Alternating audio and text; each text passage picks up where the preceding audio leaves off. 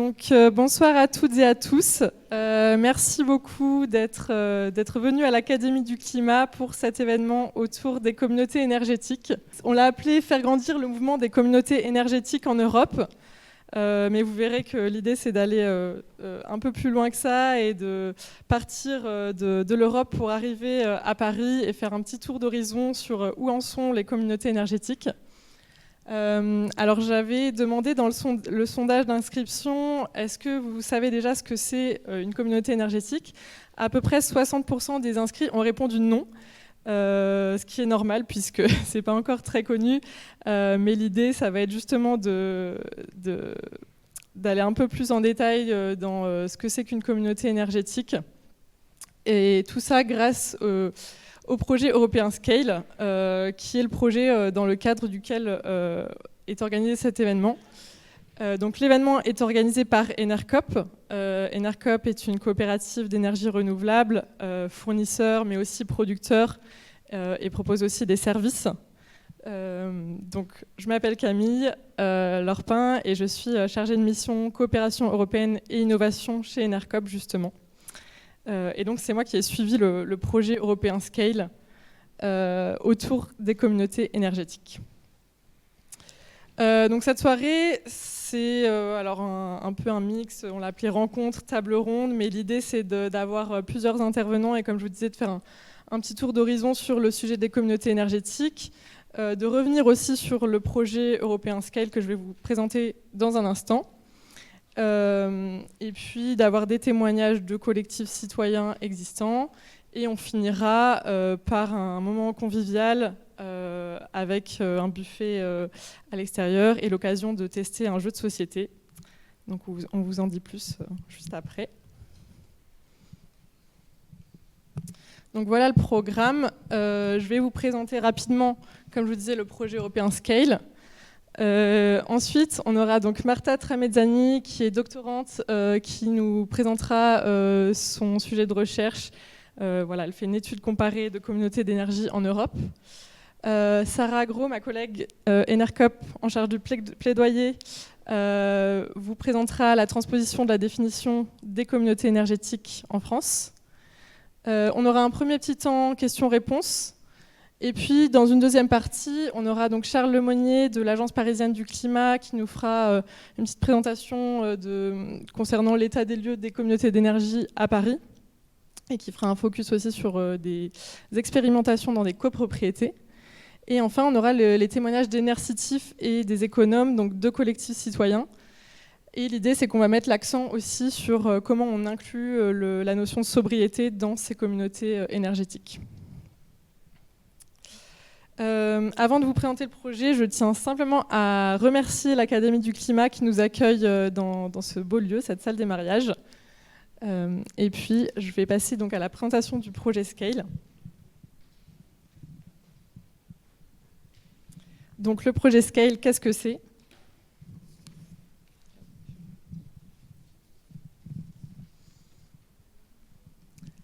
Donc, c'est un projet qui a rassemblé une dizaine de partenaires européens, dont vous voyez les logos ici, 5 coopératives d'énergie, dont Enercop, de Grèce, de Croatie, de Belgique, de France et des Pays-Bas, 2 villes, 2 collectivités, une université, et enfin 2 réseaux européens importants dans le domaine de l'énergie, et en particulier de l'énergie renouvelable. Le projet a été coordonné par le réseau RESCOP, qui est le réseau européen des coopératives d'énergie renouvelable. Et donc c'est un projet qui se termine bientôt, très exactement fin novembre. Donc vous avez de nouveau les types de partenaires. Vous voyez également en vert les pays où sont présentes les coopératives d'énergie. Et puis le reste des pays, c'est d'autres pays européens dans lesquels on a essayé de diffuser les résultats du projet, et en particulier dans les pays en bleu turquoise, où il y a eu ce qu'on a appelé un Capacity Building Tour, donc des formations autour des outils Scale qui ont été créés au long du projet. Donc de quoi est parti le projet ?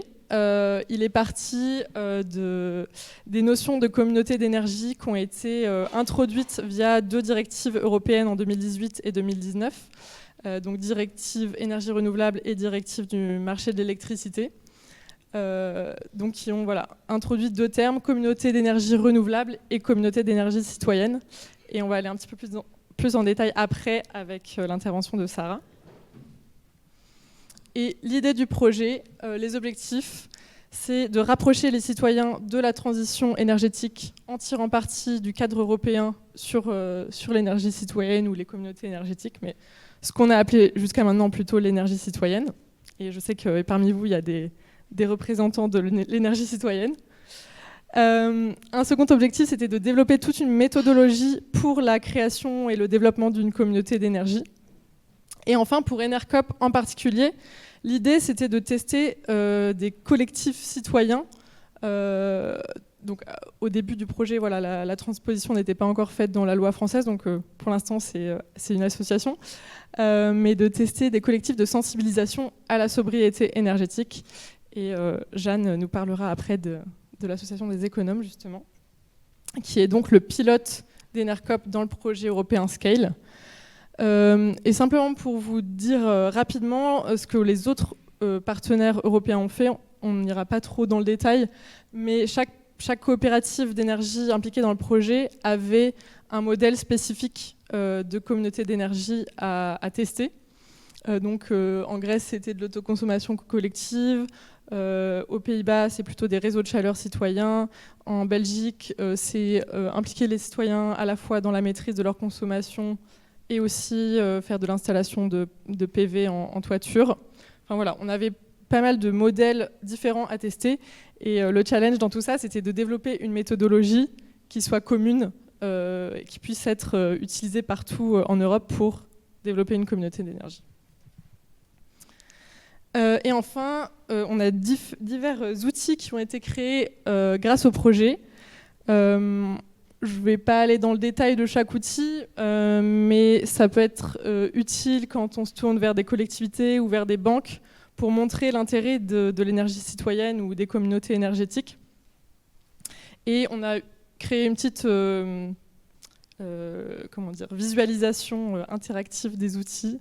Donc Clément, je veux bien que tu ouvres, que je pourrais vous transmettre à la suite de l'événement.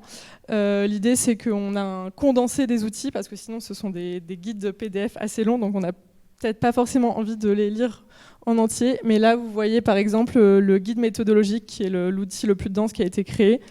L'idée, c'est qu'on a vraiment 4 phases, des activités très précises à mettre en œuvre, une à une, pour développer une communauté d'énergie. Donc ça peut être organiser sa première réunion publique, créer sa vision, créer son business model, avoir créé son entité juridique, etc. etc. Donc, il y a toute une série d'activités.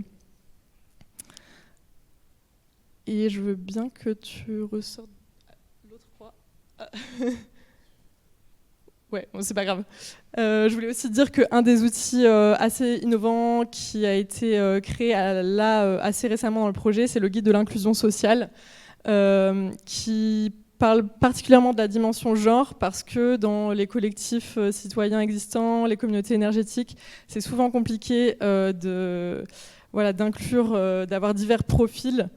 Et donc c'est un outil qui est assez intéressant pour voir comment faire par exemple une analyse genre dans son collectif citoyen et comment mettre en œuvre des actions concrètes comme mettre en place un espace crèche à son assemblée générale, ou d'autres, inclure des ménages précaires, proposer à des ménages précaires des surplus d'énergie. Donc voilà, il y a plein de possibilités. Je vais m'arrêter là sur le projet Scale. Je ne vais pas vous abreuver trop là-dessus, et je vais donner la parole donc à Marta Tramezzani sur les communautés d'énergie en Europe.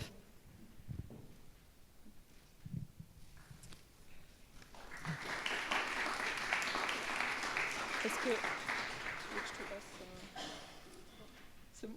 Oui, c'est bon. Okay. Bonsoir Marta. Alors, je mets la présentation en même temps, mais peut-être que tu veux passer si tu arrives à faire les deux en même temps. Parfait. Est-ce que déjà tu peux nous dire un peu quel est le sujet de ta recherche? Est-ce que vous m'entendez? Oui, parfait. Alors, moi, je suis en train de faire une thèse en sciences politiques et je m'intéresse au développement des communautés d'énergie en milieu urbain. Donc, je fais une comparaison sur 3 villes, Paris, Barcelone et Milan. Et je m'intéresse à 2 processus spécifiquement. Donc, d'un côté, c'est les pouvoirs transformatifs des communautés d'énergie, c'est-à-dire leur capacité à produire du changement politique et social. Donc, quel est l'impact qu'elles ont sur les politiques publiques locales? Et au niveau social, c'est plus comment elles permettent de développer ou de changer des pratiques d'usage de l'énergie et du coup de repenser notre relation à l'énergie, mais aussi expérimenter de nouvelles modalités d'organisation sociale et politique. Et le deuxième processus auquel je m'intéresse, c'est à quel point ces pouvoirs transformatifs sont façonnés par des processus de gouvernance urbaine qui sont propres à chaque ville. Donc, c'est-à-dire comment la ville, dans ses matérialités infrastructurelles, mais aussi pour les codes urbains, patrimoniaux, impacte, facilite ou complexifie le développement des communautés d'énergie, mais aussi les acteurs de la ville. Donc, qui sont les acteurs au niveau urbain qui s'intéressent aux communautés d'énergie et comment ils les façonnent en quelque manière, ils influencent leur développement. Voilà. Merci. Est-ce que tu peux nous en dire plus un peu sur les cas? Alors, on va parler de Paris juste après, donc je pense qu'on va se garder ça pour tout à l'heure, mais est-ce que tu peux nous en dire un peu plus sur les cas espagnols et italiens? Oui. Alors, première précision, du coup, je compare 3 villes, pas 3 pays. Du coup, bien sûr, je prends en compte un peu toute la relation à la normative nationale, mais c'est des résultats qui sont spécifiques aux villes, donc je ne peux pas forcément parler à l'échelle du pays. Mais je vais essayer de trouver des gros traits de comparaison sur les 3 cas. Les premières, je dirais, c'est la quantité de projets qui se développent. Et ici, j'ai une petite carte. Comment? Non, c'est parfait. Du coup, j'ai commencé ma recherche en 2022, quelques années après le développement des directives européennes sur les communautés d'énergie. Et à partir du coup de 2022, j'ai pu suivre 6 projets de communautés d'énergie en Espagne, à Barcelone, 6 projets à Milan, alors qu'à Paris, il y avait une coopérative qui existait déjà, Enercitif, dont on va entendre parler après, mais il n'y a que 2 projets nouveaux qui se sont développés depuis 2019. Donc ça, je dirais, c'est la première grosse différence. La deuxième, c'est l'ancrage territorial des communautés d'énergie. Donc en Italie, en Espagne, elle se développe beaucoup autour de l'autoconsommation collective, qui est cette configuration technique de partage de l'énergie qui fait que l'idée, c'est de mettre ensemble des usages complémentaires de l'énergie, par exemple des bureaux, des écoles, et améliorer le partage de l'énergie selon cette complémentarité d'usage. Et du coup, l'autoconsommation collective délimite un périmètre technique juridique de 2 km, ce qui fait qu'à Barcelone et à Milan, les communautés d'énergie, elles ont un rayon d'action beaucoup plus limité et elles deviennent vraiment des projets de quartier, donc créés par les acteurs du quartier pour mettre en relation des petits commerçants avec des écoles, avec des citoyens, alors qu'à l'échelle parisienne, du coup, ils ont plutôt un rayon d'action, je dirais, à l'échelle de la ville, voire métropolitain. Une troisième différence qui, je pense, est la plus significative, c'est les types d'acteurs qui accompagnent les communautés d'énergie dans les 3 villes. À Barcelone, c'est vraiment la notion de communauté d'énergie a été beaucoup appropriée par des mouvements sociaux urbains, donc des associations de voisinage, voire des mouvements sociaux qui sont engagés dans la lutte pour l'accès au logement, dans la lutte contre la précarité énergétique, ou des mouvements anticapitalistes, ce qui fait que les communautés d'énergie prennent un peu tout ça. Donc elles deviennent des instruments de lutte contre la précarité énergétique, des instruments au service du quartier, et qui incarne un peu cette posture anticapitaliste de base. Mais aussi toute une série de pratiques de démocratie délibérative qui arrivent un peu de la scène des mouvements sociaux barcelonais. À Milan, c'est des acteurs beaucoup plus institutionnels qui s'en saisissent. Donc il y a la mairie, l'école polytechnique et l'église qui jouent un rôle fondamental. Donc il y a une directive qui est arrivée de l'église de développer des opérations d'autoconsommation collective sur toutes les paroisses italiennes. Et du coup, il y a un peu cet héritage des catholicisme social qu'on voit dans les projets des communautés d'énergie. Donc il y a l'aspect écologique, mais allié à cette idée de redistribution d'énergie, redistribution des bénéfices. Donc les structures qui sont choisies pour faire partie des communautés d'énergie, c'est souvent des structures qui offrent de l'hébergement aux personnes sans domicile fixe ou qui offrent des repas gratuits ou de l'accueil des migrantes, avec l'idée donc qu'il y a une redistribution de ces bénéfices à ces publics. Et je dirais une dernière différence, c'est un peu les types d'acteurs.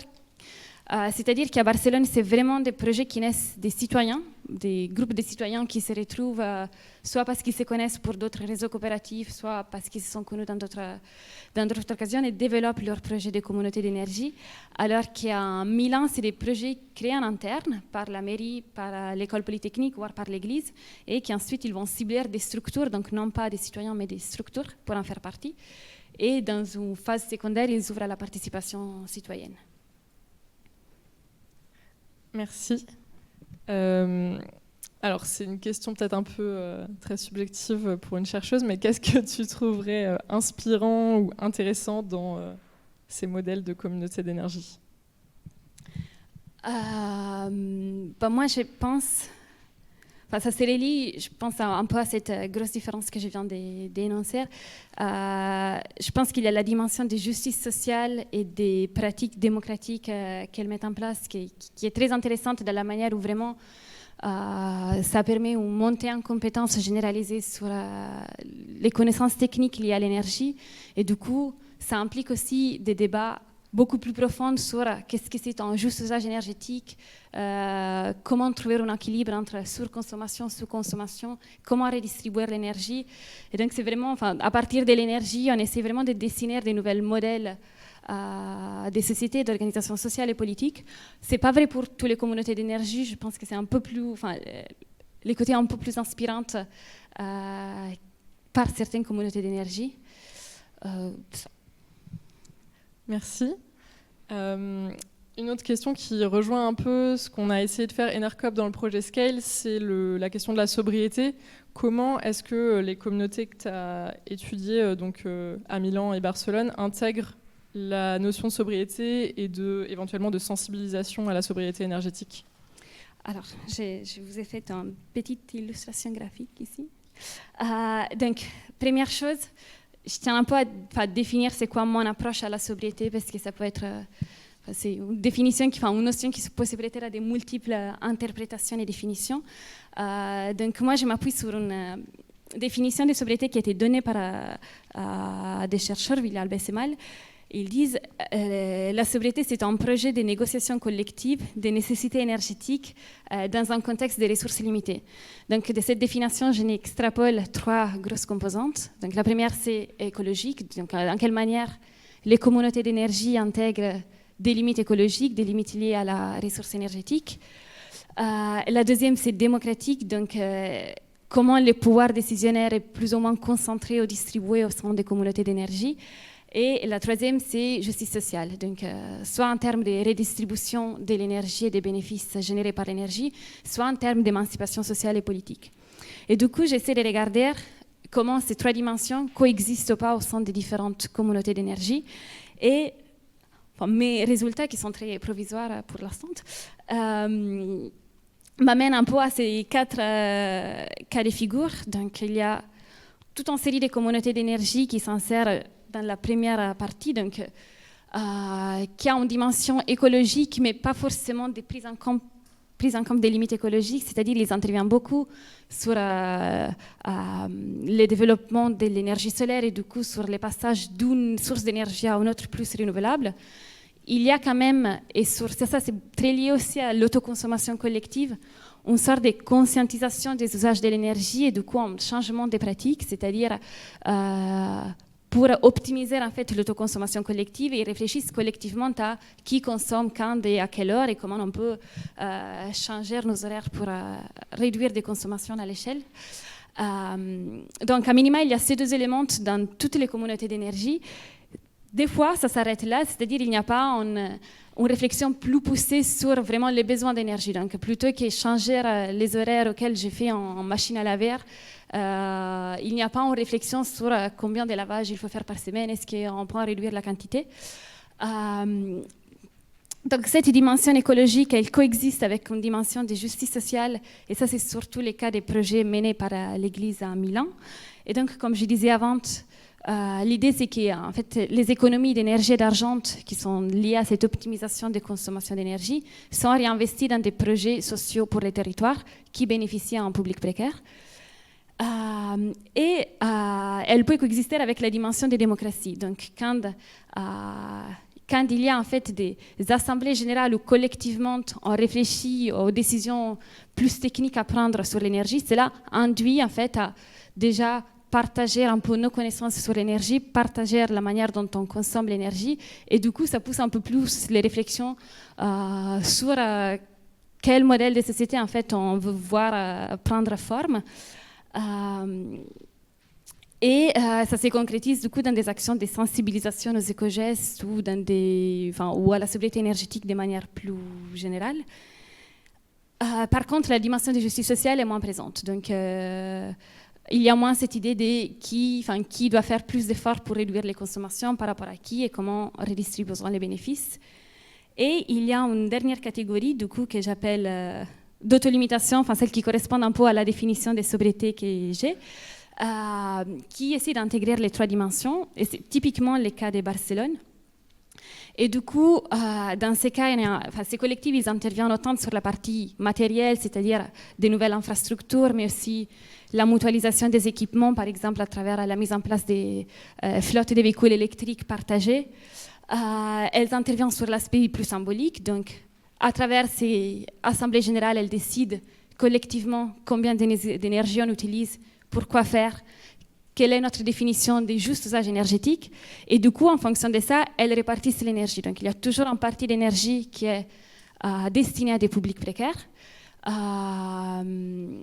Et du coup, cette partie de justice redistributive qui est présente dans toutes ces communautés d'énergie. Et dans certains cas, du coup, il y a aussi une idée d'émancipation politique. Donc, ces publics précaires, ils deviennent partie de la gouvernance de la communauté d'énergie. Et du coup, l'énergie devient une sorte de véhicule d'émancipation sociale et politique dans ces cas. Merci beaucoup, Martha. Je propose qu'on aille un petit peu plus sur l'aspect français des communautés énergétiques. Merci encore pour ce tour d'horizon avec Barcelone et Milan.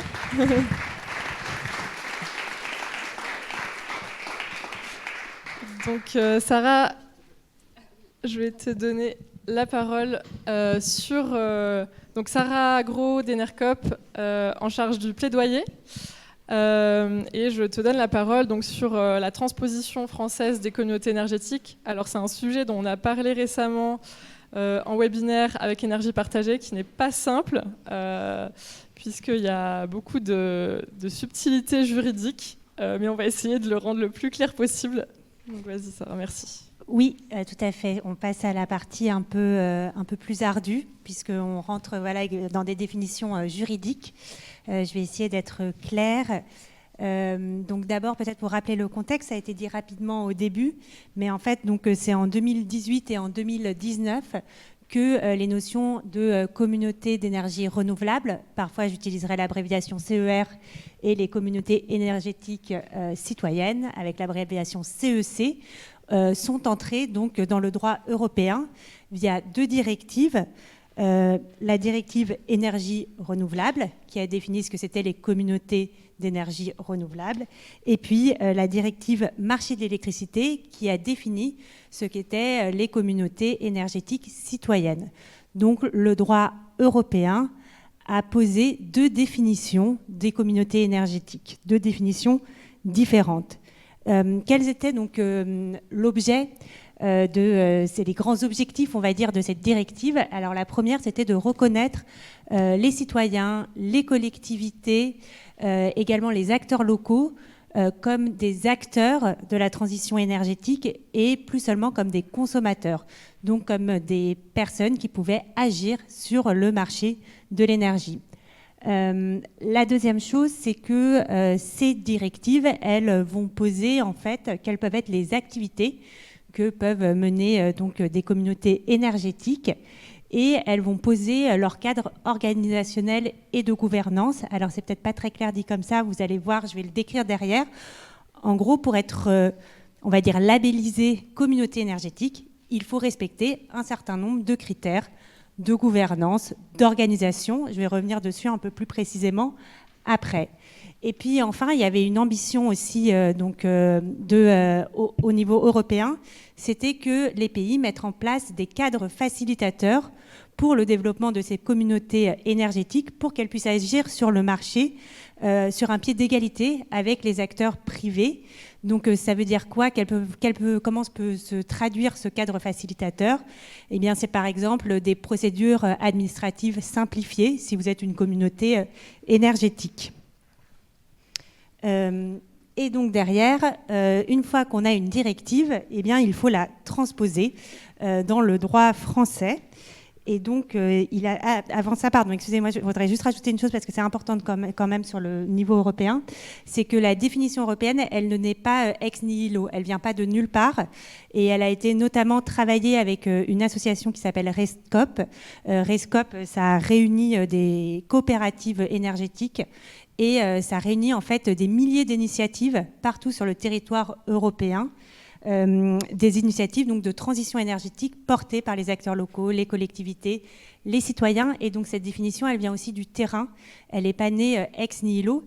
Et donc dans la transposition, c'est un enjeu important parce qu'ensuite, il va falloir aussi peut-être adapter cette définition aux enjeux locaux, aux enjeux de chaque pays, puisque les choses peuvent être un peu différentes en fonction des États. Et donc en droit français, cette définition, elle a été posée via différents véhicules législatifs et réglementaires. On en parle dans la loi énergie-climat en 2019, ensuite dans la loi dite APER de 2023, et enfin la définition finale, elle a été posée dans donc, le décret du 26 décembre 2023, et qui a été ensuite traduit donc, dans le Code de l'énergie. Donc ces communautés énergétiques et les critères qui les définissent sont posés aujourd'hui donc, dans le Code de l'énergie. Et donc moi, c'est ce que je vais essayer de vous présenter, c'est quelles sont les définitions françaises de ces CER et de ces CEC. Peut-être quelques points avant de commencer. La première, c'est que vous allez voir, il y a des bases communes quand même entre ces deux types de communautés énergétiques. Et puis ensuite, il y a des éléments différenciants.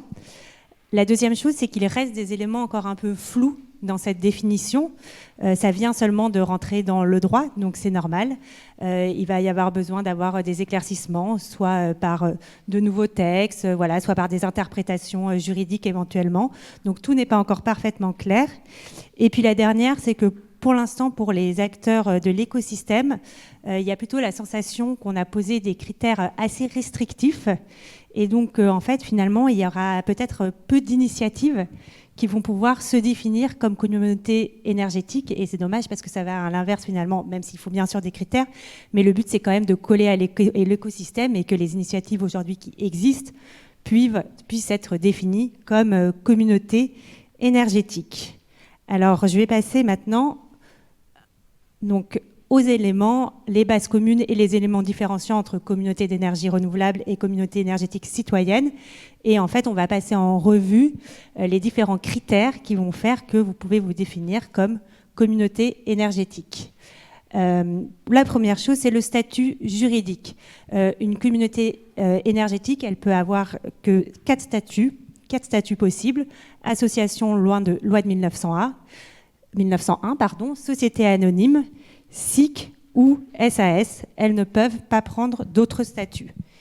Ensuite, ce qui est important, c'est également donc son objectif principal, et donc ça va être la fourniture d'avantages environnementaux, économiques et sociaux, plutôt que la recherche de profits financiers. Déjà là, sur ce premier point, sur l'objectif principal, il est déjà pas forcément très clair, il peut être un peu flou. Comment est-ce qu'on peut dire qu'on remplit ces objectifs-là? Alors, on a fait un travail notamment aussi avec Énergie Partagée en disant qu'on pouvait s'appuyer aujourd'hui sur le statut de SIC, comment est définie une SIC par exemple, ou quand on est reconnu en tant qu'entreprise de l'ESS, ça peut permettre de se dire qu'on rentre dans la définition de cet objectif principal. Ensuite, il y a les activités. Quand on est communauté énergétique, qu'est-ce qu'on peut faire? Alors, qu'elles soient CEC ou CER, les communautés énergétiques sont autorisées à participer à des opérations d'autoconsommation individuelle ou collective, on a un peu parlé tout à l'heure, et être personne morale organisatrice dans ces opérations. Elles peuvent également créer, gérer, détenir des réseaux de chaleur et de froid. En droit français, une particularité, c'est qu'elles ne peuvent pas détenir ou exploiter un réseau de distribution. Et ça, c'est un vrai choix de l'État français parce qu'au niveau européen, elles pourraient le faire. Et par exemple, en Allemagne, il existe des villages où les citoyens ont repris et gèrent eux-mêmes leur réseau de distribution d'énergie. Mais le législateur français a exclu cela, cette activité. Et puis ensuite, il va y avoir des activités spécifiques aux communautés d'énergie renouvelable ou celles qui sont citoyennes. Alors pour les communautés d'énergie renouvelable, elles vont pouvoir produire, consommer, stocker et vendre de l'énergie renouvelable. Et quand on parle d'énergie renouvelable, ça veut dire qu'on parle à la fois d'électricité ou de gaz. Les communautés énergétiques citoyennes, elles peuvent prendre part à la production, fourniture, consommation, agrégation, stockage et vente d'électricité, et uniquement d'électricité. Ça vient du fait que c'est transposé de la directive marché de l'électricité, que cette définition-là, c'est tiré de cette directive-là. Les CEC, elles peuvent aussi proposer des services énergétiques à leurs membres. Donc, par exemple, ça va être la recharge de véhicules électriques. Et point intéressant, c'est que en fait, ces activités, elles pourraient concerner des énergies non renouvelables. Le renouvelable, là, n'est pas un critère, même si en vrai, il y a peu de chances qu'il y ait des initiatives qui rentrent et qui ne produisent pas des énergies renouvelables, mais ça pourrait arriver, c'est pas interdit.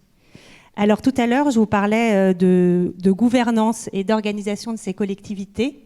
Eh bien, par exemple, sur la participation à ces collectivités, cette participation, elle doit être ouverte et volontaire, c'est-à-dire que toute personne ou structure, collectivité, entreprise qui respecte les critères qui lui donnent droit d'accéder à la participation d'une communauté énergétique doit pouvoir théoriquement y participer. Il y a après, on va dire, des sous-critères. Donc pour être communauté énergétique, soit vous devez être composé d'au moins 20 personnes physiques, et sinon, il faut qu'il y ait au moins 2 catégories de membres ou d'actionnaires qui participent. Donc des catégories, c'est quoi? Ça va être par exemple des collectivités et des PME, par exemple. Donc il faut au moins 2 catégories ou 20 personnes physiques.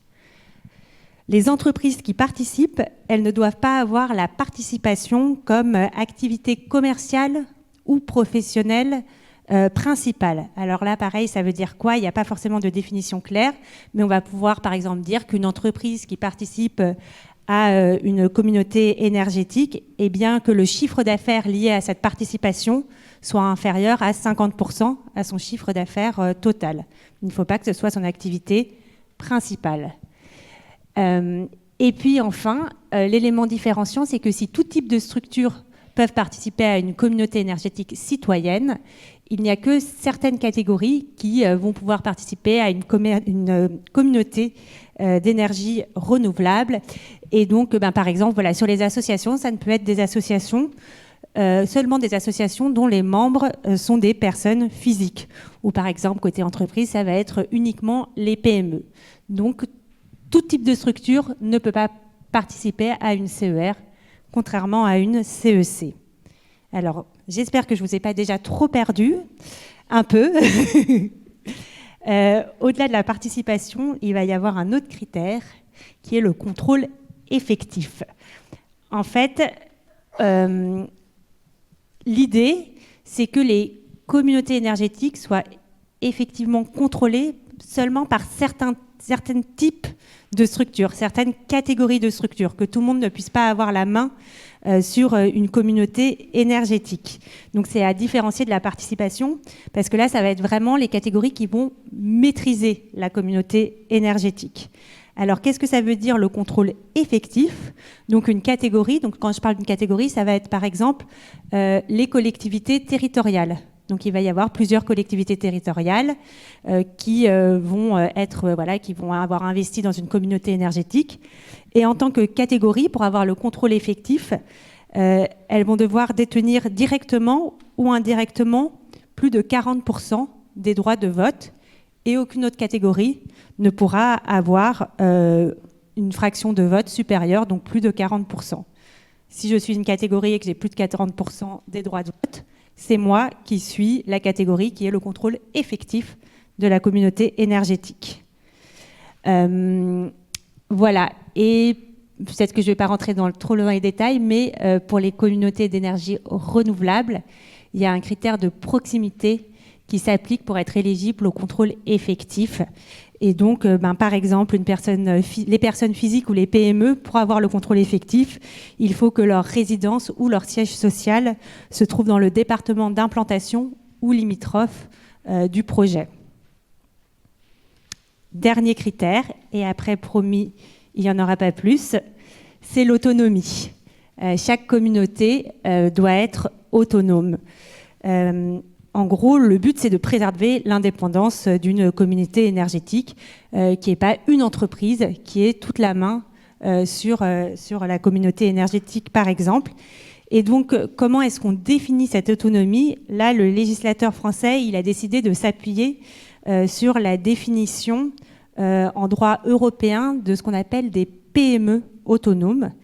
Et donc, une PME autonome, qu'est-ce que c'est? Eh bien, une PME est autonome si ce n'est pas une entreprise partenaire, c'est-à-dire qu'une entreprise A ne détient pas plus de 25% des droits de vote ou du capital d'une entreprise B. Si je le traduis sur les communautés énergétiques, ça veut dire quoi? Ça veut dire qu'un actionnaire ne peut pas détenir plus de 25% du capital d'une communauté énergétique et qu'a priori, mais ça c'est encore sujet à interprétation, une communauté énergétique ne peut pas détenir plus de 25% du capital d'une autre structure. Donc ça, c'est vraiment pour préserver l'indépendance de la communauté énergétique. Donc voilà, donc on a vu, il y a le statut, à la fois le statut, l'objectif principal, les activités, la participation, le contrôle effectif et l'autonomie. Peut-être juste pour finir, quelques perspectives. Donc je l'ai dit plusieurs fois, il y aura un besoin de clarification de certaines de ces notions. Comme vous voyez, c'est des notions juridiques assez dures et puis parfois assez floues, en fait. Il va falloir identifier les éventuels décalages entre ces définitions, entre ces critères et la réalité du terrain. Est-ce que ces critères vont bien s'appliquer au terrain ou pas? Et s'il y a des décalages, essayer de travailler à une meilleure adéquation entre les deux. Je l'ai dit aussi tout à l'heure, pour l'instant, on n'a pas de cadre facilitateur, en fait. Ce cadre facilitateur, l'Europe a dit qu'il va falloir un cadre facilitateur des mesures pour développer les communautés énergétiques.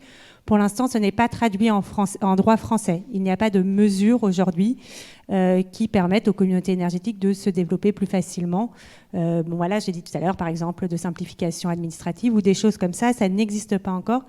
Et normalement, il faudra que ça vienne puisque c'est demandé par les directives européennes.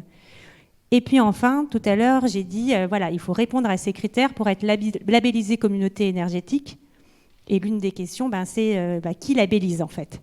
C'est tout le problème, c'est qu'aujourd'hui, en France, il n'y a pas de structure ou d'institution qui est chargée de dire vous êtes ou vous n'êtes pas communauté énergétique.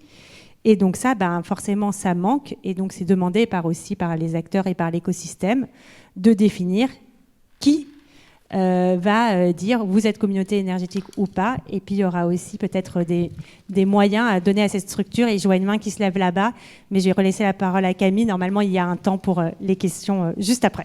Voilà, merci beaucoup. Merci.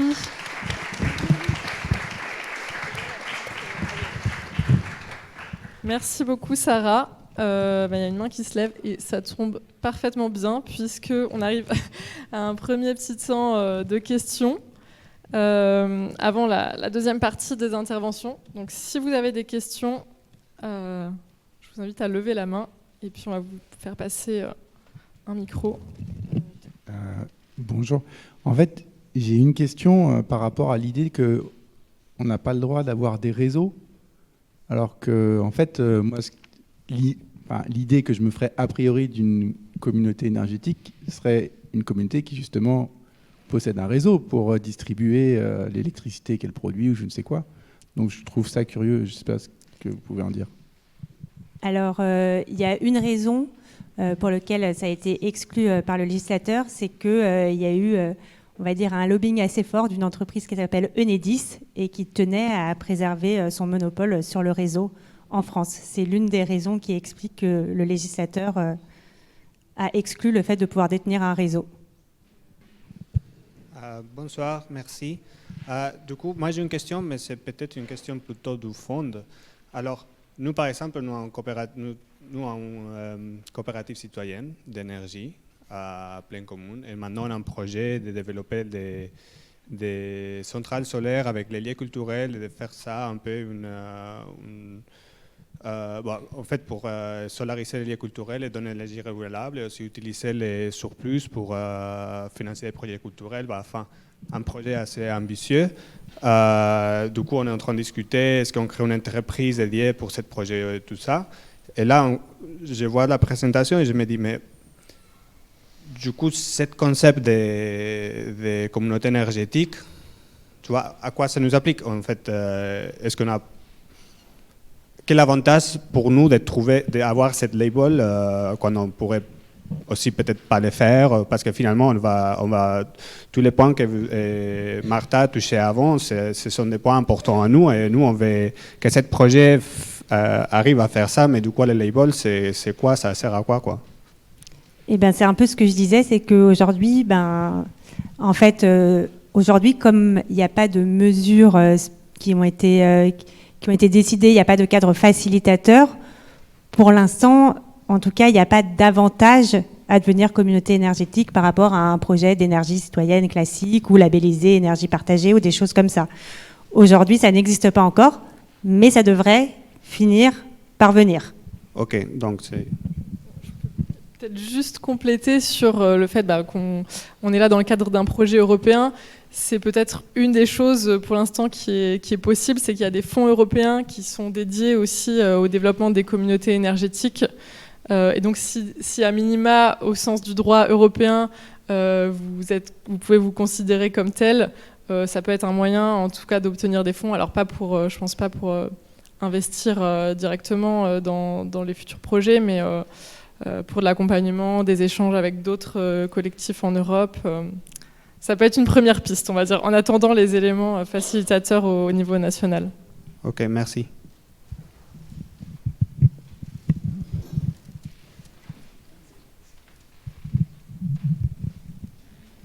Je suis complètement néophyte, mais j'espère que vous allez pouvoir me répondre. Je me demandais, en vous écoutant, s'il existe le même type de communauté pour la gestion de l'eau. Alors, je ne sais pas à quel point c'est avancé, mais je me souviens quand j'étais à Barcelone, justement, l'idée c'était, pour certaines communautés d'énergie, de commencer à faire de la gestion en commun de l'énergie pour après s'ouvrir à d'autres choses, notamment la gestion de l'eau et la gestion des déchets. Et je sais qu'au niveau catalan, ils travaillaient un peu sur une notion de communauté hydrique. Donc c'était des réflexions qu'il y avait, je ne sais pas si elles en aboutissent quelque part ou pas, mais en Catalogne, il peut y avoir des indices. Okay. Merci. Est-ce qu'il y a d'autres questions ? Oui, merci beaucoup pour ces présentations. Vous avez parlé que vous avez dit que la France était, il y avait encore des lacunes dans la transposition du droit européen. Est-ce qu'il y a un pays en particulier qui a été vraiment proactif là-dessus et qui a un exemple que vous avez en tête? Alors là, j'ai pas d'exemple particulier en tête. Ce que je peux dire et qui est intéressant, c'est qu'on peut retrouver sur le site de RESCOP, donc le réseau européen des coopératives d'énergie renouvelable, ce qu'on appelle le Transposition Tracker, qui analyse justement la transposition dans les différents pays et qui note en fait la qualité de la transposition des directives dans les différents États membres. Donc c'est intéressant d'aller voir sur le site de RESCOP. Je vais aller remettre ma présentation. Bonjour, merci pour la présentation. J'avais juste une question de clarification. C'est quoi du coup les différences entre une coopérative et une communauté énergétique ? Mais déjà, une coopérative, c'est effectivement une manière de s'organiser où on n'a pas des actionnaires mais des sociétaires, mais ça peut porter sur tout type d'objets. Donc, Enercoop, c'est une coopérative d'énergie, mais par exemple, Biocoop, ça va être une coopérative dans la distribution alimentaire, par exemple. Et puis là, comme on l'a vu, la communauté énergétique, ça va être quelque chose de... il y a aussi une dimension, par exemple, locale, qui n'est pas forcément dans une coopérative. Enfin, voilà, il y a plein de... c'est des modalités d'organisation très différentes.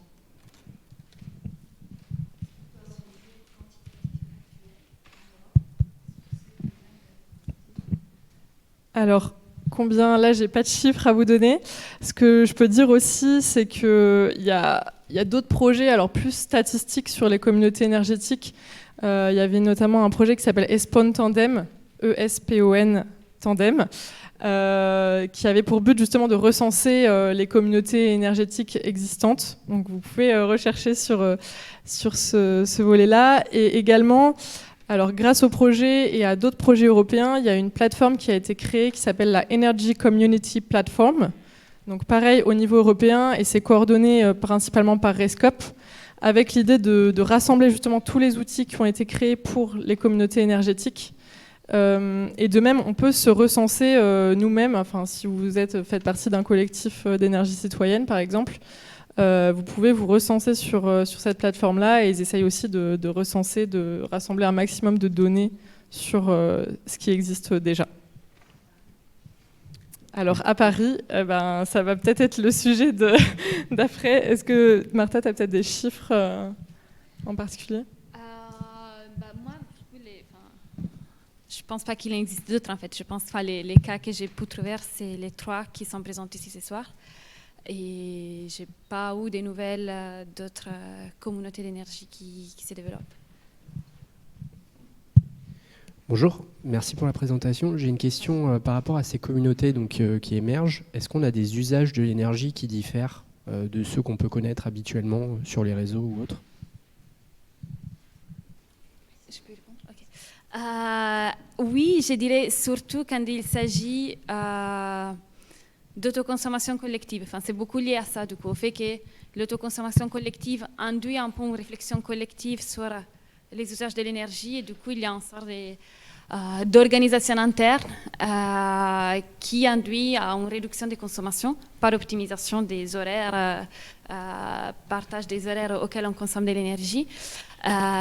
Et après, ce que j'ai essayé de montrer avant, c'est que souvent c'est des espaces où la consommation d'énergie est mise en question, et du coup ça fait que c'est difficile à mesurer au dehors de l'autoconsommation collective, mais ça fait qu'il y a une majeure conscientisation des usages de l'énergie, et que du coup chacun un peu ramène ses messages chez soi et chez les autres.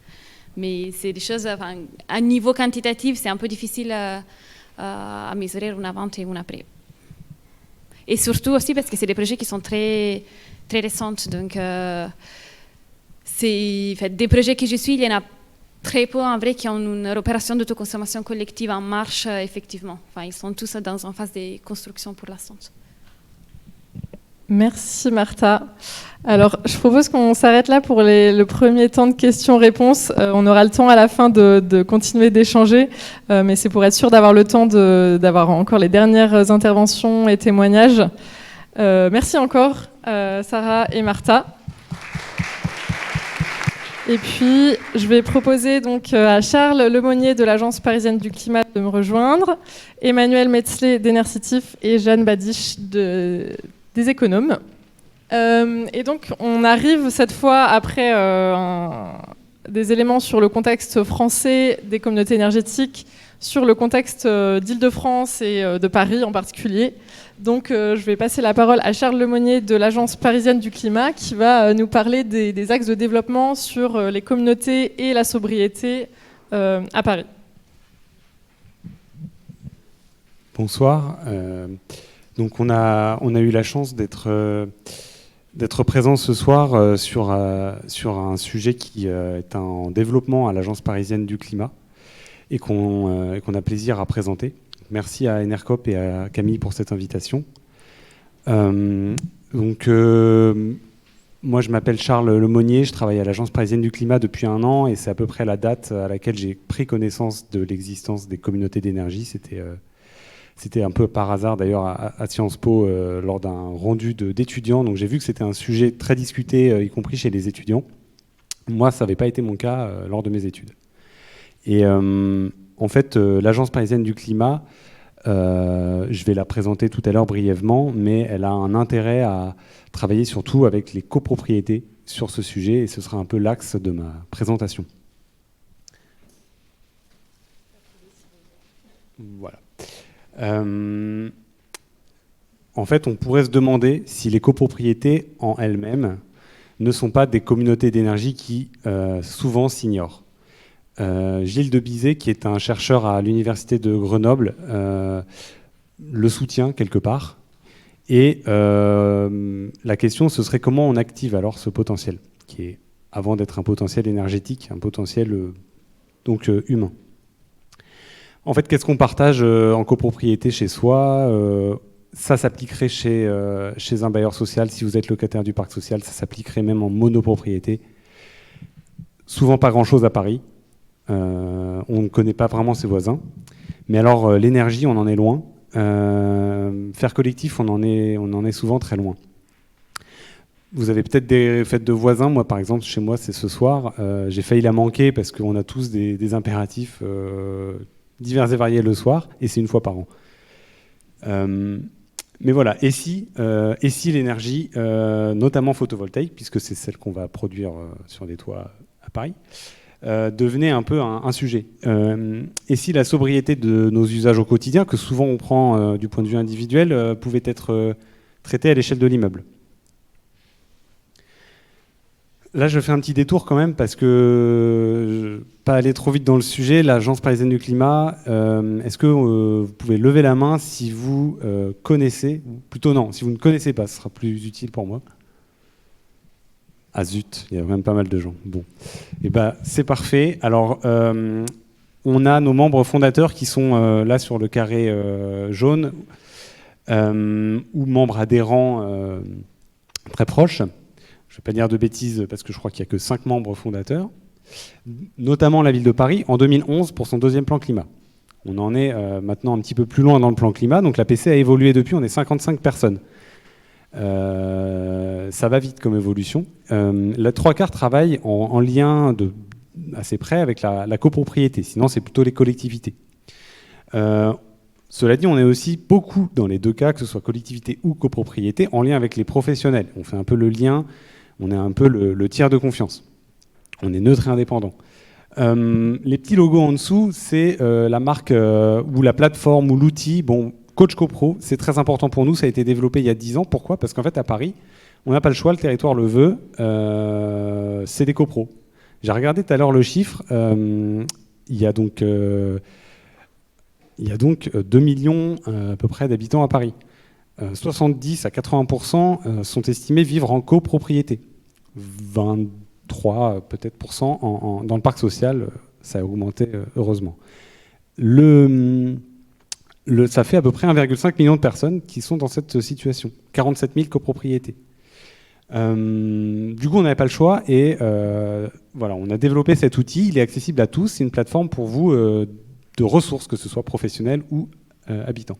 France Rénov', ça c'est plus connu peut-être puisque c'est un dispositif de l'État. On est l'espace conseil France Rénov', c'est-à-dire que toute personne qui a une question sur comment je veux améliorer la performance énergétique de chez moi ou mon immeuble peut s'adresser à l'APC.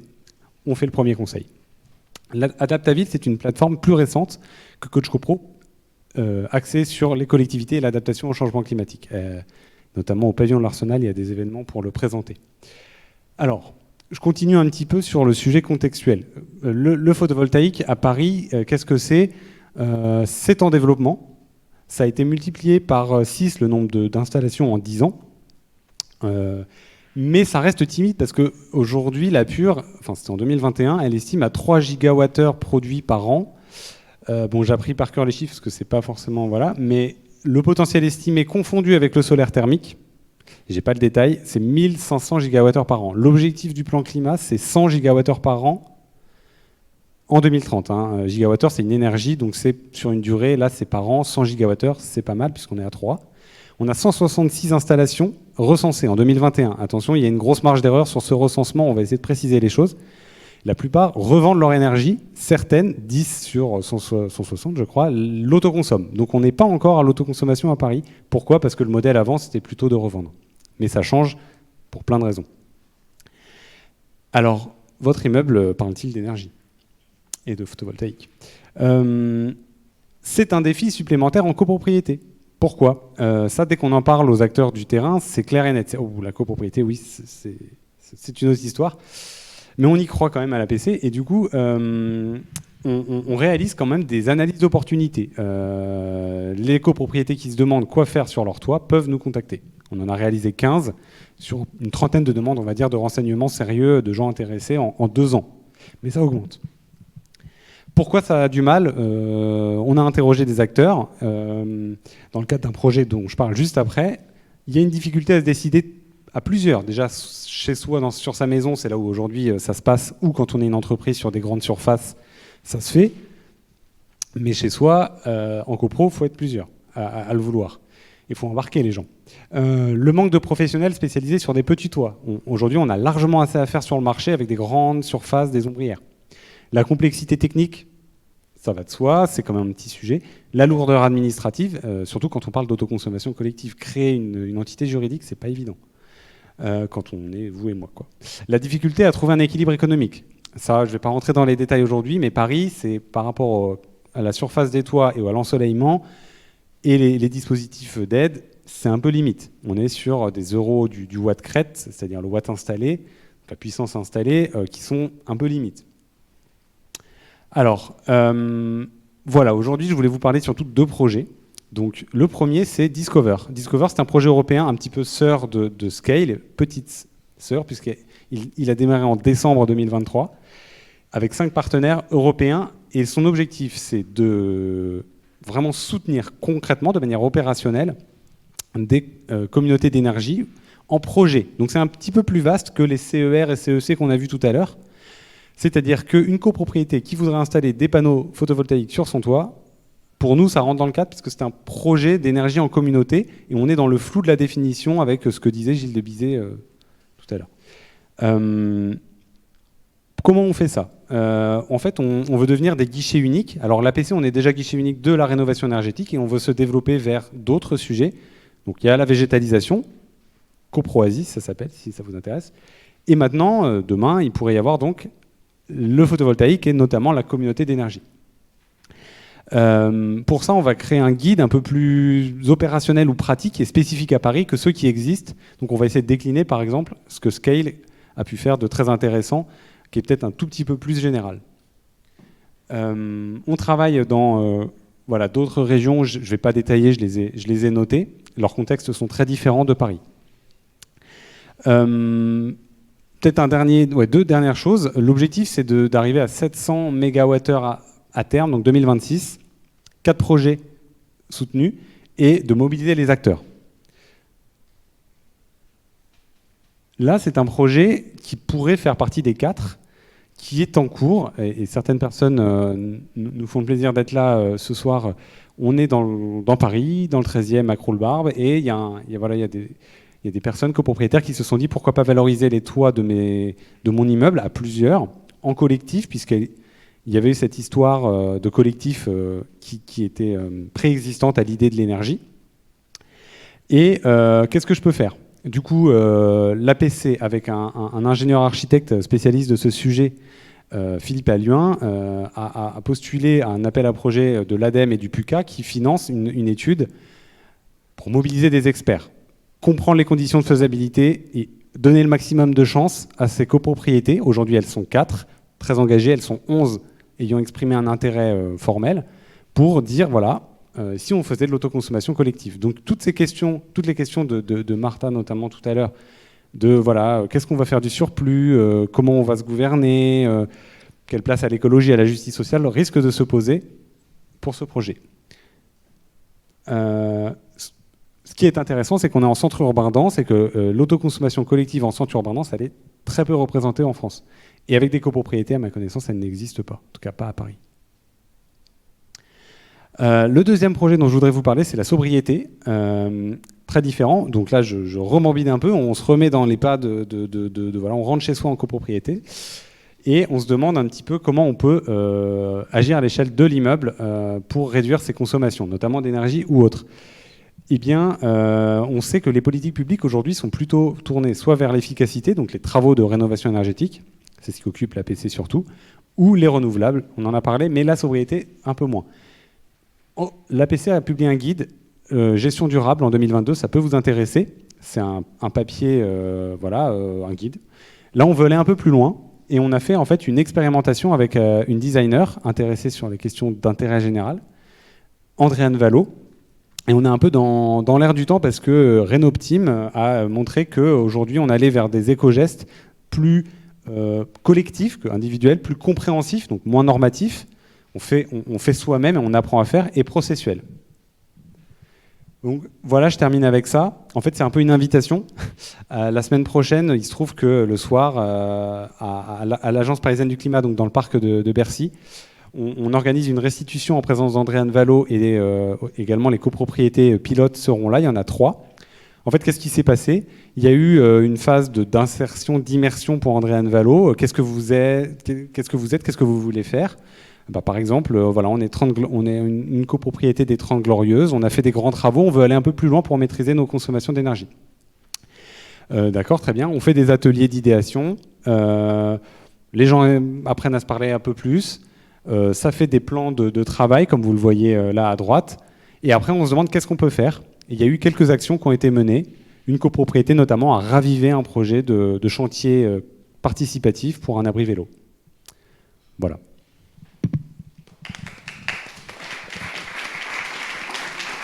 Merci.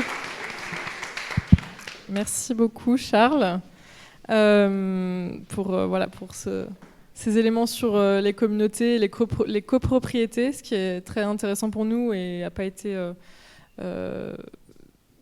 exploré dans le projet Scale. Donc c'est vrai que Discover va pouvoir être un peu dans la continuité de Scale. Et peut-être que vous pourrez aussi utiliser certains des outils qu'on a créés ou faire jouer les copropriétés au pète les plombs qu'on vous présente tout à l'heure. On passe maintenant à des témoignages de 2 collectifs citoyens parisiens, donc Enercitif et les économes, donc le collectif pilote qui a été créé dans le cadre du projet Scale. Et donc je vais donner la parole à Emmanuel Metzle, qui est membre du conseil d'administration d'Enercitif. Merci beaucoup Camille. Donc voilà. Donc je suis Emmanuel Metzle. En effet, je suis rentrée chez Enercitif en 2019. La coopérative a été créée suite au budget participatif de 2016 proposé par la ville de Paris et basé aussi sur le plan climat. Donc c'était un regroupement finalement de citoyens. Et donc, on a réussi à obtenir des subventions pour monter ce projet important. Nous sommes donc tous des bénévoles. Et ce projet existe toujours et se développe encore, vous allez voir tout à l'heure, en 2024.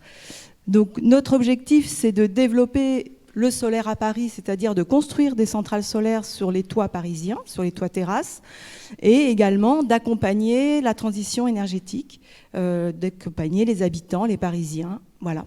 Et donc, produire de l'énergie renouvelable et sensibiliser, c'est bien ça. Donc, on a actuellement dans Paris Intramuros 16 projets, dont 4 écoles élémentaires sur les toits de Paris, donc sur les toits de la ville. Donc, 4 écoles, 3 collèges, un centre d'animation, un gymnase à côté de la Tour Eiffel et également 6 logements sociaux. Ce qui fait que là, nous profitons de ce public pour essayer de sensibiliser à la transition énergétique et écologique. Donc nous avons bien démarré la sensibilisation dans les écoles. Nous avons donc sensibilisé environ 250 élèves en menant une dizaine d'ateliers à peu près. C'est très intéressant, ça demande du temps. Nous avons conçu nos outils, mais nous nous servons également de plusieurs outils qui existent sur le territoire français, parce qu'il y a beaucoup de communautés énergétiques citoyennes sur le territoire de la France qui sont reliées au sein d'Énergie Partagée, d'un réseau donc, qui diffuse vraiment très très bien les informations. Et il y a des réunions régulières pour qu'on puisse échanger entre nous. Et selon les territoires, c'est très intéressant de voir que même si les problématiques sont un peu différentes, on a la même envie et on peut utiliser, en les transformant légèrement, les outils qui sont créés par des gens qui sont déjà dans la sensibilisation et dans l'éducation à l'environnement. Voilà, donc on arrive à produire, alors je ne vois même pas bien mes chiffres, mais 1,1... Alors voilà, je vais me lever. Voilà, on a investi 1,1 million d'euros pour faire fonctionner ces centrales. Bien sûr, on est à la fois aidé par des subventions de la ville, par des prêts et puis par les 350 souscripteurs. Donc nous sommes constitués en association et en coopérative, ce qui permet que chaque souscripteur a le droit de vote, qu'on ait investi 100 euros ou 1000 euros, parce que voilà, c'est le prix des actions. Alors, ensuite, si on veut parler... Alors, pourquoi ça ne veut pas passer à la suivante? Peut-être parce qu'il s'est un peu endormi.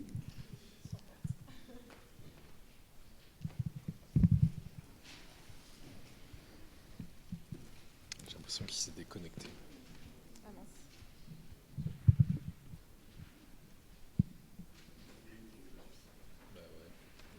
Enfin, voilà, et aussi en 8 ans, on a réuni, on s'est associé avec 3 autres collectifs citoyens d'Île-de-France, qui sont les Boucles de Seine, sur Sénart et Essonne également, et le 3e, il y en a 3.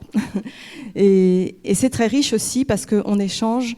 Ils nous doivent de venir dans toutes nos réunions et de nous apporter éventuellement des affaires. En tout cas, nous travaillons tous ensemble pour que tout ça se développe dans les meilleures conditions.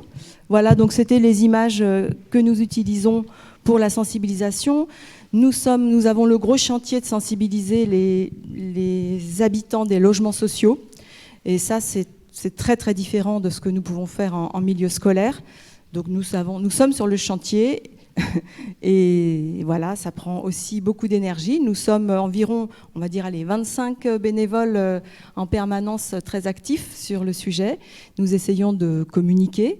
Et là, donc en 2024, nous avons remporté à nouveau un appel d'offres de la ville de Paris pour pouvoir construire encore 12 centrales solaires sur les toits. Et là, en autoconsommation partagée, c'est-à-dire que ce sera sur des toits publics, écoles, mairies annexes, etc., gymnases, et que donc l'énergie sera partagée pendant que les écoles ne travaillent pas, les mairies peuvent, ou bien les gymnases peuvent consommer l'énergie produite sur ces centrales.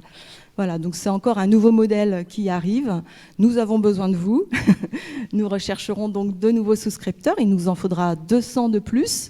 Si plus des aides, oui, nous sommes déjà à 350, voilà, donc nous allons commencer notre campagne là en janvier pour essayer de faire connaître, en fait, parce que lorsqu'on voit ce qu'on produit, c'est simplement pour 314 foyers, et tu parlais tout à l'heure du nombre de copropriétés ou du nombre d'habitants, et c'est vraiment très très peu comme production, mais ce qui compte surtout, c'est peut-être le modèle pédagogique, le modèle d'être ensemble, de communiquer, de se retrouver et de diffuser au maximum cet esprit de sobriété et de prise aussi de pouvoir sur l'énergie qui peut nous revenir et dont nous pouvons disposer et en discuter, quoi. Voilà. Donc c'est voilà, vous avez donc quelques petits exemples d'images avec nos diplômes d'ambassadeurs de l'énergie, de la transition énergétique que nous remettons à nos petits élèves. Voilà, c'est tout.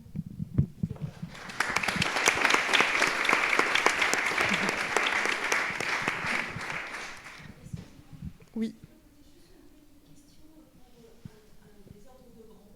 Oui.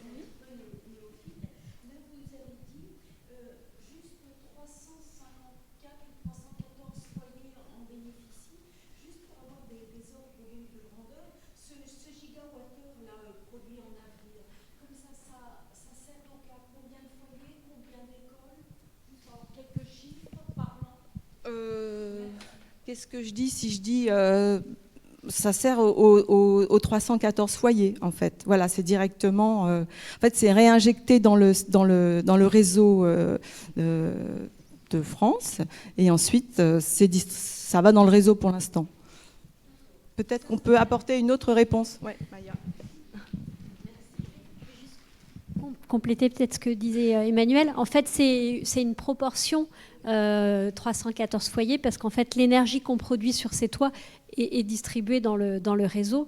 Voilà, donc c'est pour vous donner une idée de ce que ça peut représenter 1 giga sur une production annuelle. Ça fait à peu près l'équivalent de la consommation de 314 foyers. Hors chauffage. Merci beaucoup. Merci beaucoup Emmanuel pour la présentation d'Enercitif et l'aspect aussi sensibilisation qui est le pont vers notre dernière intervention. Et donc on peut voir en fait que les deux collectifs citoyens représentés peuvent être un peu complémentaires. L'idée aussi ce soir c'était de pouvoir présenter ce que font les économes aussi aux autres collectifs citoyens d'énergie partagée et vice versa. Donc je propose maintenant à Jeanne Badiche, donc la présidente de l'association des économes, de nous présenter l'association et puis comment elle est née. Donc c'est notre collectif pilote du projet européen Scale. Bonsoir. Donc du coup je suis membre fondatrice et présidente actuellement, plus pour longtemps, parce qu'on a notre trajet bientôt, des économes. Le projet des économes est né en 2021, mais il a été créé officiellement 1 an plus tard, donc on est une association loi 1901. Le projet s'est monté via Enercop et le projet Scale sur une envie de sensibiliser autour de la sobriété énergétique. Ce que disait Martha tout à l'heure, parfois les communautés énergétiques s'intéressent beaucoup à l'autoconsommation et donc quand on est en autoconsommation, on a un peu une idée de se dire on a toute l'énergie dont on a besoin et donc c'est aussi parler de sobriété pour dire ça ne suffit pas que d'avoir de l'énergie renouvelable, il faut aussi moins consommer. La sobriété énergétique, c'est ça, c'est apprendre à moins consommer. Pour ça, on est aujourd'hui une dizaine de bénévoles, je dirais, pas tous actifs, qui essayons de faire vivre ce collectif à travers plusieurs projets qu'on a créés. Le premier et le plus important, et celui dont on est le plus fier, c'est le Pète les plombs, qui est un jeu qu'on a créé entièrement pour sensibiliser sur les éco-gestes. Quand on dit sensibiliser sur les éco-gestes, parfois pour les personnes qui sont un petit peu sensibilisées, nous disent encore les éco-gestes, mais je les connais. Je vous assure que vous pourrez jouer tout à l'heure, vous ne les connaissez pas tous. Et c'est aussi montrer qu'il y a, quand on va sensibiliser, on a les néophytes qui découvrent que oui, mettre des chaussons, c'est beaucoup plus efficace que de monter le chauffage. Voilà, je vous vois réagir, mais il y en a qui ne le savent pas. Il y en a qui découvrent aussi ça. Et puis, on va un peu plus loin sur sensibiliser à la rénovation énergétique, sur des éco-gestes qui sont plus, par exemple, sur les propriétaires. Notre envie, elle est aujourd'hui de sensibiliser au grand public, mais aussi d'être un peu un outil pour toutes les communautés citoyennes, pour les copropriétés, de pouvoir aller intervenir aussi dans les entreprises. Voilà, aujourd'hui, il faudrait que tout le monde connaisse tous les gestes du jeu. Je ne suis pas sûre que tous les bénévoles connaissent tous les gestes du jeu aujourd'hui encore. Voilà, c'est un peu le gros projet. Et puis, on a créé un deuxième outil qui est la roue des GECOGEST, qui se base aussi sur le pète les plombs, mais qui est quelque chose de moins long à jouer, puisque forcément le jeu est une appellation, le pète les plombs est une invitation à discuter. On a des parties où les gens se prennent au jeu et jouent vraiment un peu compète. Et puis on a des moments où en fait finalement on a joué 1 ou 2 tours et puis les gens se mettent à discuter entre eux de soit l'éco-geste, soit ce qu'ils mettent en place, etc. Et c'est tout l'intérêt de l'association aujourd'hui, c'est de faire se rencontrer les gens. Ça marche dans les copropriétés par exemple pour se faire rencontrer entre voisins, se rencontrer entre personnes d'associations, etc. Voilà, c'est un petit peu le projet des économes. Aujourd'hui, on est encore accompagné pour quelques semaines par Enercop et par Camille notamment, qu'on remercie beaucoup parce que sinon il y aurait peu de choses. C'est vrai que l'accompagnement de Scale, au-delà des outils et de la présence de Camille, c'est aussi de pouvoir travailler avec un réseau qui fait qu'on est une association qui existe que depuis 2 ans, mais on est régulièrement accueilli par l'Académie du climat, etc. Ça, c'est vrai que c'est une vraie chance qu'on mesure totalement. Et un petit peu comme Enercitif, s'il y a des gens qui veulent nous rejoindre, on est ravis, puisque là, on va préparer l'après-scale, donc l'après-accompagnement. On va devoir un petit peu voler de nos propres ailes pour faire fonctionner. Donc, avec l'idée de à la fois pouvoir se dire que des communautés citoyennes, des projets publics, des projets comme qui sont menés par l'Agence du climat par exemple, etc. On vient avec plaisir et on vient gratuitement évidemment, mais on va aussi sensibiliser des acteurs qui sont parfois un petit peu plus frileux, donc par exemple les entreprises. Aujourd'hui, on a fait quelques interventions dans les mairies auprès des agents. On voit que quand on arrive, c'est une volonté de la mairie, c'est pas forcément une volonté des agents. Donc voilà, c'est aussi pour ça que le jeu permet de présenter un sujet qui n'est pas forcément facile, qui est souvent voulu par certains, et puis d'en faire quelque chose de plutôt fun. Si vous voulez tester le jeu après, vous verrez, c'est plutôt fun.